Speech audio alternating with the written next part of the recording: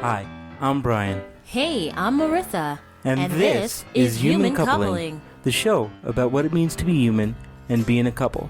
So whether you're married, divorced, dating, or don't know where you land, we're here to help. Hey everyone, this is Merisa. Welcome to another episode of Human Coupling Podcast. Hello, Brian. Hey there, Marissa. How's everybody doing out there in podcast land tonight?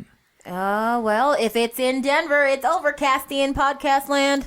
Yay, it's nice and gloomy. Yeah, well, April showers, May flowers, some shit like that, right? Yeah. Yes, you have to remember your good old-fashioned seasons and their stupid sayings to make you feel better about shitty weather. Exactly. Anyway, hey people, today's episode is about stereotypes, and for our case, we are going to talk about stereotypes of the interracial, interability couple. Dun dun dun, Brian. Dun dun dun. There it is. He has a deep voice. He does it way better than I Yeah. do. It's okay. I'm fine with it. I know to accept the stereotype of men having better voices. Well, I don't know if it's better. You definitely have a clearer voice than I do. I have no idea. I just think I sound like a chipmunk. So it doesn't even matter. It doesn't even matter. I don't even care. Yeah. Yes. So anyway, folks, yeah, people see you walking down the street and they have shit to say because, we're bored. So we like to just make generalizations about different people. And that's one thing that I've spoken about before. I think here in the United States, we have a tendency to want to put everybody into a little box or a category or such. Of course, we're able to do that because we're fun, we're humans, and, our genetics makes us. Yeah, there you go. There you go. That makes sense. Blame it on genetics. We need to Blame it stereotype on the people. rain. What? No. Oh, what, you're singing that because it's April? I don't know. I don't know either. I'm just trying to figure out your logic. I don't know. Whatever. Yeah. Anyway, yeah. So as I was talking about in the sad topic of people just looking at you, making up a backstory, telling you have maybe like 5, 10 kids, or they probably don't have sex because he's in a wheelchair and his penis doesn't work, Oh, that's always fun. That's always fun. Even in the beginning, when me and my boo over there, we started dating, he told me some stories about his dating life. Lo and behold, that was 13 years ago, right, Brian? Yes, I don't know. I don't remember what stories I told you. It's been so damn long, but let me refresh your friggin' memory. Please do. Let me refresh your friggin' memory. Okay. He told me stories about, when he goes out with the ladies, since of course they see him rolling up in the piece, looking all sexy and dapper, but what's that? His chariot. They were like, oh my god, I can't date this dude because his penis might not work. What am I going to do? So my poor husband, being the blunt little son of a bitch that he is, because he is very blunt, folks. Yes, I am. He didn't have his master's degree and all this cool stuff yet, so he didn't know how to be tactful and good and behaved. So he was just like, no, bitch, my dick works. I don't know what your problem is. I could probably break your back in like 5 minutes, but whatever. Yeah. Pay for your own meal. I'm gone. You know what I did say a couple of times when I got tired of hearing that? Oh, can you have sex? Is that a possibility? I used to say, why don't you come over here, sit down, and find out? See, that was pre-master's degree. I'm sorry, pre-double master's degree. And what? Yes. Whatever. Sometimes when you're young, you're not tactful and you don't present rudeness with a certain light. You have to just make that snap judgment and go crazy and just say something stupid. But you know what? We're grown now. We're adults. Yeah, I still say things that are a little snappy, but we have this podcast, so we have this forum where we can go, okay, people, here's the show about the stupid ass stereotypes that you're thinking when you see us walking down the street that are just ridiculously not true. Number one, and my favorite one, I don't know about this. Okay. Because, he happens to be a Caucasian male, and I happen to be a black woman. I'm sorry, I don't use the term African American because I'm Caribbean, and I don't believe I should have to use that goddamn term. But anyway, they see us walking down the street. He's Caucasian. I'm a black woman. Oh my God, he has the nicest nurse ever. Oh, yeah, that's happens my favorite. all the time. That's my favorite one. He's disabled. He's in a wheelchair. Look at this nice black lady doing all these nice things for him. Oh my goodness. He must have money to be having this woman so nice to him. He's probably paying her well. That's why she is so nice, right? It's true. Yes. I remember when we were first dating, and I don't know if you remember this, but I remember Is this New vividly. York or Nevada? No, this is New York. New York this is City, when we were folks. first dating. This is the big hint. This is 2003. What? Yeah. So we were at a bar, and we were just sitting there doing what new couples do, just kind of talking, whatever. You know, taking a break from all the sex. What? Exactly. And so we were just sitting there, and I overheard somebody saying, "Oh my God, look at him with his nurse. Look at the way they are. You know, that can't be right. That can't be legal." So I said, "Hey, come on, Marissa, let's play along." And then so she starts saying loud enough so people can hear, "You know, we shouldn't be doing this. I might lose my job. I might get fired. Then what are we going to do?" And then we start. That Hippocratic oath. And we started making out real hard, and people just lost their shit. You know, that's the sad stuff there. You know, can't you just be a young couple trying to, you know, get it on in public like most young couples do? Do you have to throw something else in there? Interracial relationships were strange enough in New York at that time, and then put in the interability thing, and whoop. I know. People believe that New York City is this open, wonderful, easygoing place. You do not know the underlying discrimination you face in that fucking place unless you grow up there. Okay, folks? Right. Not everything is Manhattan, and not everything is the West Village, There's or the East Village. There's like 2 square miles of open craziness, but still, in those 2 square miles, it is so freaking dangerous. You wouldn't even want to be there. So no, it's definitely true. Think about it. Do your research before you make assumptions, bitches. Anyway, yes. So that's our number one because you know what? We've had that happen to us so many times. We've had people come up to us and say, "You're such a good nurse. How did he get such a nice nurse like you? He is so goddamn lucky." Sometimes it's older folks, so you're just like, you're very respectful about it. You're like, "Oh, no. Yeah, sure, whatever." You know, because they're older. I'm not going to correct my senior. No, that's fucking rude. But if it's a young person, I'd be like, "Bitch, you crazy. You need to walk on." But that's different. You have to treat the situation differently, right, Brian? You do have to treat the situation differently depending on who's approaching you. That being said, though, it gets to be really annoying after a while. It gets to be boring as shit. Pick something else. All right, now you go. You have to pick one. What's your favorite one? Come on now. I give you mine. You have to give me yours. Well, that's actually one of my favorites. That's one of your favorites too, because it's funny sometimes. Like sometimes it is funny. Sometimes it is funny enough for me to laugh at it, but sometimes I'm just like, this bitch, you know. But it just depends on what mood I'm in. You know, I specialize in, and I'll get into my favorite in a second. Yes, my dear. But I specialize in disability, intimacy, and sexuality. It's kind of my thing. And that's why we're so open and easygoing. And I train people all over the Denver metro area, and I'm working on my research to make it even bigger now. That's right. And every time, I even did it with some pre-med students not that long ago, and every time I do it, you'd be surprised how, "Oh my God, that cripple is talking about sex."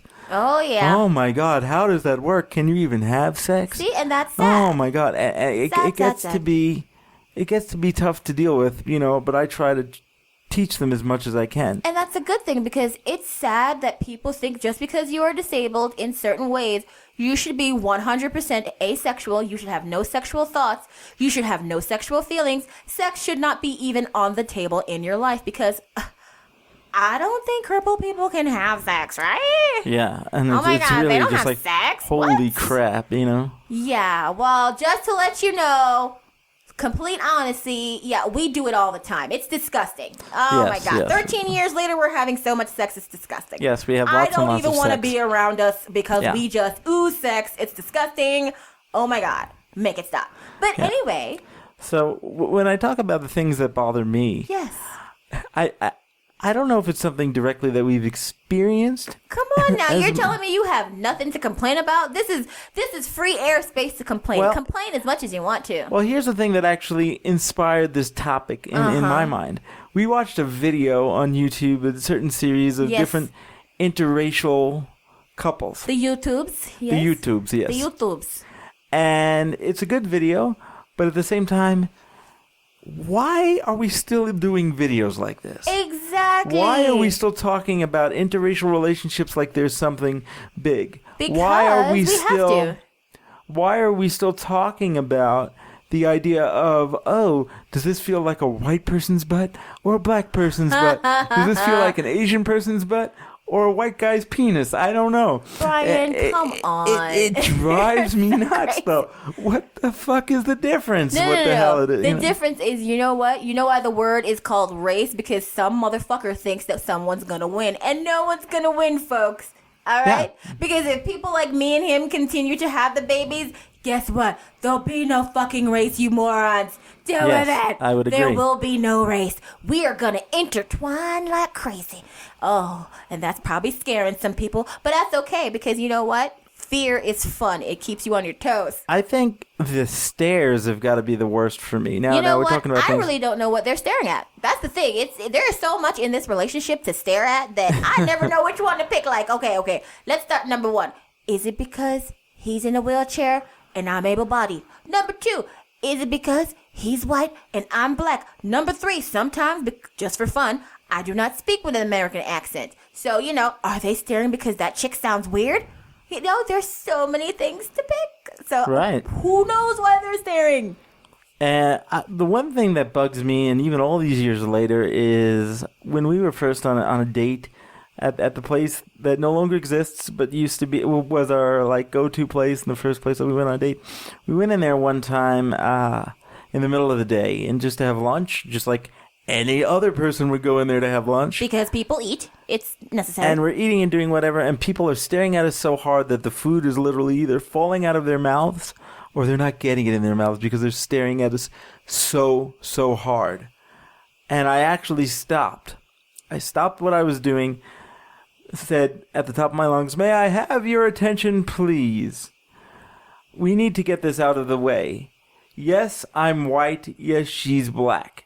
Yes, she's able-bodied. No, I'm not. Does anybody else have any problems that they have to stare at me so hard that the food falls out of their mouth?" See, he was having low blood sugar that day, folks, it's not his fault. I just couldn't take it anymore. He was eating to alleviate the low blood sugar, and they just wouldn't let him eat in peace. So the low blood sugar. Granted, though. It's not him. That doesn't happen as much here on the West Coast. Not as much, but still, people here are still dickheads, so it doesn't even matter. Even yesterday evening, when we were out and we were parked in front of an alternative bar. Yeah, let's call that place alternative. Yes, and I love that place. I've been in there many, many times. That's my favorite place. Yeah, and we are not the typical clientele that are in there, but we love going in there. And we're getting into our car because we were parked in front of it. And this one gentleman was just staring down at my beautiful wife like she owed him money. And the only thought that went through my head was, you do realize you're in that type of bar, which means you identify as being part of that population. Why would you, of all people, be staring at us? Exactly. See, it doesn't matter what kind of population you identify with. There are haters in every group. There's nothing you can do about it. Right. It's just the world we live in, and we try to move through it as fluidly as possible with the help of alcohol sometimes. Yes, or in my case, potato chips. I think a lot of these stereotypes and the way people act around them and a lot of the things that have been going on in the news, I really think it comes out of fear and misunderstanding. It's always fear because people do number one thing, which is fear what they do not understand. And that's fine. I get that you don't understand something. But you know what also makes it really hard for people to gain that understanding? Yes. They do not know how to communicate well. They do not. No, they see, that's how upset he is about that shit. No, they do not. You see him jump in that motherfucker right there? No, they do not know how to communicate. If you do not know how to gently come to a person and ask a question that's been burning into your head. Okay, take for example children. When children see my lovely husband roll into a room, yes, they look at him, yes, they stare, but they come over and they're like, excuse me, mister, can I ask you a question? And they approach the question very simply. They don't sugarcoat that shit. Like, mister, why are you in that wheelchair? What is that thing? Like, what the hell? And then their parents are mortified. Oh my God, Doesn't bother me. Sorry. Doesn't bother me at all. I did not raise a child that would go up to a stranger and ask them fucking questions like this. Meanwhile, in their head, they are waiting for that answer. Thanks, kid. I wanted to ask, but I'm too old and stupid to ask. So, Children make me laugh. Because children are fucking funny. They just want to know something because, hey, they're new here. My favorite question, and I've gotten it a number of times from children, is, hey, if they know me, or if they don't, hey, mister, yes, how do you get your wheelchair in the bed so you can go to sleep? Exactly. Exactly. That's some honest shit right there. That okay? makes perfect sense to That me. is And an people say, well, honest kids are question. stupid. No, No, kids they are don't not understand. stupid. No, and then you know what? They're not unafraid, too. That's that shit right Well, there. they're not afraid. Yes. They're not unafraid. They're not afraid, period. When they're afraid of things is when they're growing up. Then they learn not to ask those questions, which is sad because your curiosity is gone and you have to learn how to be politically correct and not say things. I don't mind curiosity, you know. Curiosity is kind of fun. Okay. Well, here's the curiosity that pisses me off. Let's go back to the topic. Number 2, since Brian ain't giving me shit. Number 2 is when people who don't know you from Adam just come up to you, hey, what's wrong with you?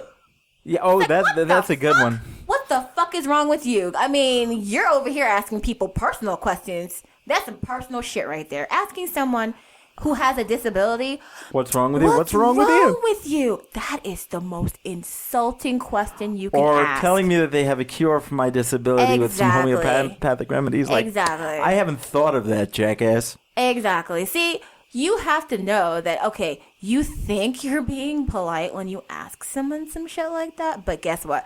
That is really ridiculously rude. I wouldn't go up to you if you had something wrong with you and say, hey, what's wrong with you?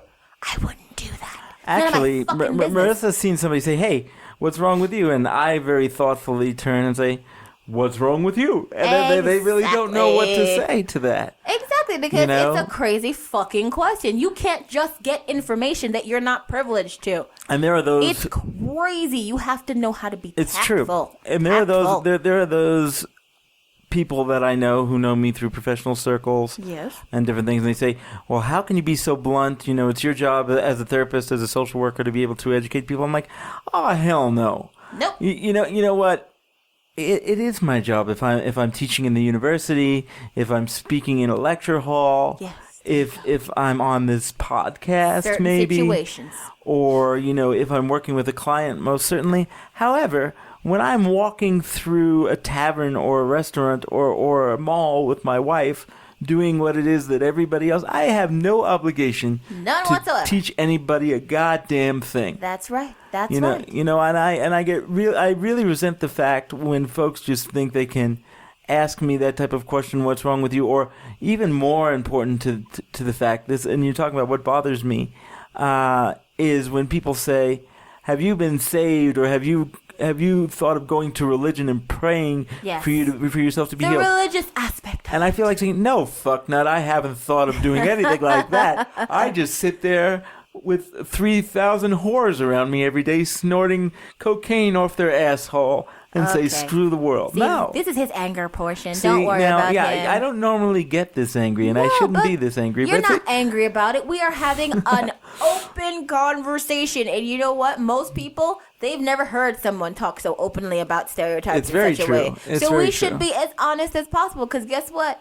We can be. This is our little forum, and if someone wants to be inviting themselves into it and listen to it, that's great. It's wonderful. It's wonderful. It's wonder-fucking-fundle, okay? Yes. Hook it up. And you're not going to know that joke unless you live in Nevada and you have Cox Cable. What up, Cox Cable? You're assholes. Anyway, see, I'm mean, right? Yes, I am. Now, and to bring it back to a more non-anger place thing, it's not anger. Wow, you know what I mean. It's truthfulness. One of the things that I always tell in my presentations when I'm talking about disability, intimacy, and sexuality, in particular, but a number of my presentations around disability, and I do several of them, one thing that I tell either current clinicians or future clinicians is ask thoughtful questions with purpose.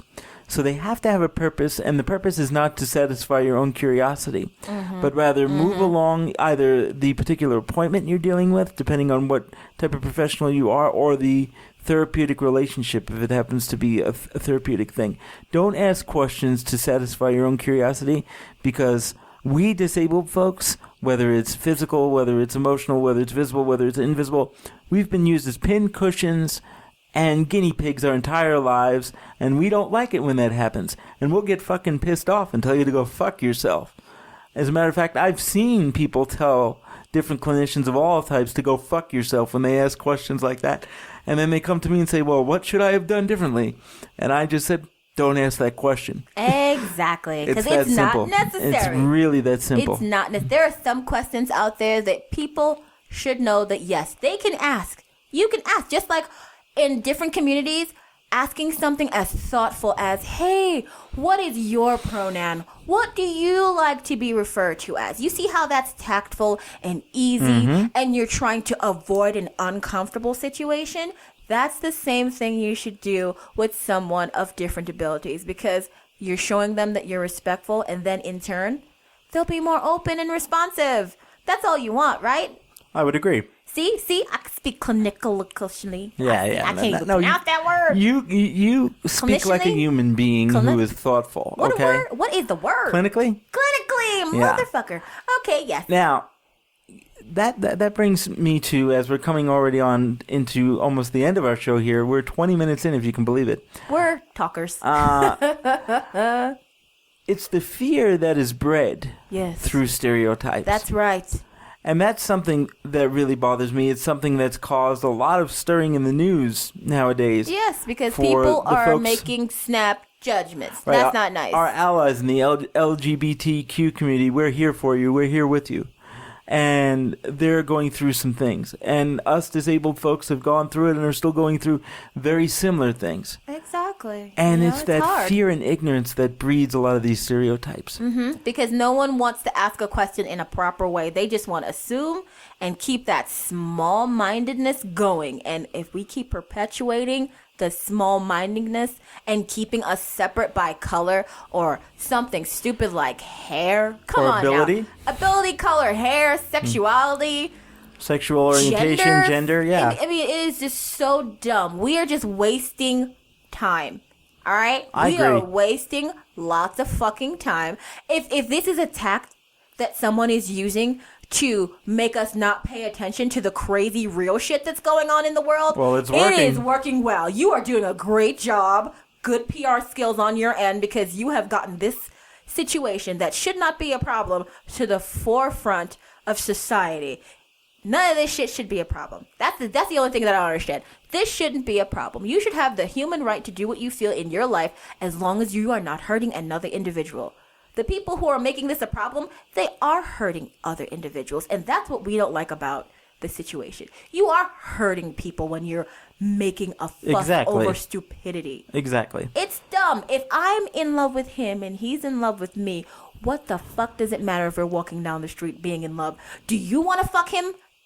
Okay, unless you're going to take him off my hands, leave me alone. And none of y'all want me. That's the thing that I don't understand. Do you want him? If you're a white woman and you see me with him as a black woman with a white man, if you see me with him, are you going to take him off my hands? Is that why you're mad? Because they get you mad. didn't get him? That is one thing that bothers me. Is that the problem? I don't know. White women get very mad when they see us together. I don't know. Just like black men get mad when they see me and him together. But you know what? At the end of the day, look, I like what I like. This is my flavor. And if that's a problem with you, I'm very sorry. Maybe you should have got there earlier. You know what I always say? Whatever. I love chocolate so much, my wife is chocolate. It's all good. I mean, I'll say some off-color things, like I was so upset when I kissed you and you didn't taste like chocolate. See, he's a fuckhead, and I love that about him, and that's why we're together, because we complement each other. I don't care that he is in a wheelchair, and I'm black, and he's white, and he's, what are you, Irish Catholic, or? I don't know. I don't fucking I'm Brian. know. How are you? Nice to meet you. Exactly. I go by many names. It is sad. I have a million different names. It's sick. Okay, Yeah. Depending on who's talking to me, depending on what they're calling me. So, hey, how you doing? Exactly. On this show, I'm Merisa. What's up? I'm the loud one. I'm the girl. Anyway. Yeah. So, yes, this is what we want the world to know. We are going to talk about this in a satirical, stupid fashion, but it is a serious topic that is being put forth in a negative way because it shouldn't be right now. We should all just get over it and move on with our day and find something else to talk about. And everything has to be alike. Like most folks, one of the things I want to talk about, even though we're going a little longer, but I think it's really important. Okay, go right ahead. Is, you know, I really hate it when they say, well, you know, when you're single, they want to set you up with somebody and they want to set you up with somebody else just because they happen to have a disability. Exactly. And that's sick. Did you ever stop and think that maybe, just maybe, it would be a little difficult for two people with disabilities to be together? Hello. You know, I mean, there are folks that I know within the disability community that they date other people with disabilities specifically because that's what they're into, and that's fine. A lot of people with disabilities will date able-bodied people because the physical logistics just make more sense. Yes, and that's what works for them. Not only that, but a majority of the population does not identify as having a disability. Therefore, if you're only going in certain circles, if you're only going to be dealing with people in wheelchairs or people that are blind folks or people that have disabilities, you are cutting 98% of the population out. You're limiting yourself. Why yourself. would you do that? That's crazy. I would never limit myself. I love everything. I'm a crazy bird. That's why we're in an interracial, interability, intercultural couple. That's right. It's fun. Come on and now. We're going to have to wind up adopting a child from another country, just to round that out. Why not? I think it'll be fun. We'll have more shit to talk about. Exactly. Come on now. We talk so goddamn much. We have a podcast just so we can talk. Yeah, people aren't you guys done talking yet? Nope. 13 years later, and we are actually officially at 13 years now, folks, as of a couple of weeks ago. Look it up. Lucky number 13. What? Anyway. Yep. So, yeah, that was our topic for this week. It was just something that we had to get off our chest because, you know what? It's kind of cool to talk about, especially when you're being honest about it. Normally, I would have, like, these sage words of wisdom on how to deal with it. But truthfully, there are no words of wisdom for this one. There's none. You cannot make this into something that's easy because you know what? It is one complicated situation. It's so complicated. And although we could go on for 3 more hours, yes, we could. This wonderful topic too must now come to an end. Yes. So that's all I have to say on the topic for now. And that is all the sarcastic bullshit I have to say on the topic, Brian. So bye-bye now. Hey out there in podcast land, it's Brian from The Couple. Do you want more of the laughter, love, and hijinks that is the Human Coupling Podcast? If so, like us on Facebook, friend us on Facebook, subscribe to our YouTube channel, follow us on Twitter, follow us on SoundCloud, follow us on Google+. Would you like to let us know how we're doing or let us know how you're doing? Or do you have an idea for a show topic? If so, send us an email at humancoupling@gmail.com. Hope to hear from you soon. Bye-bye now.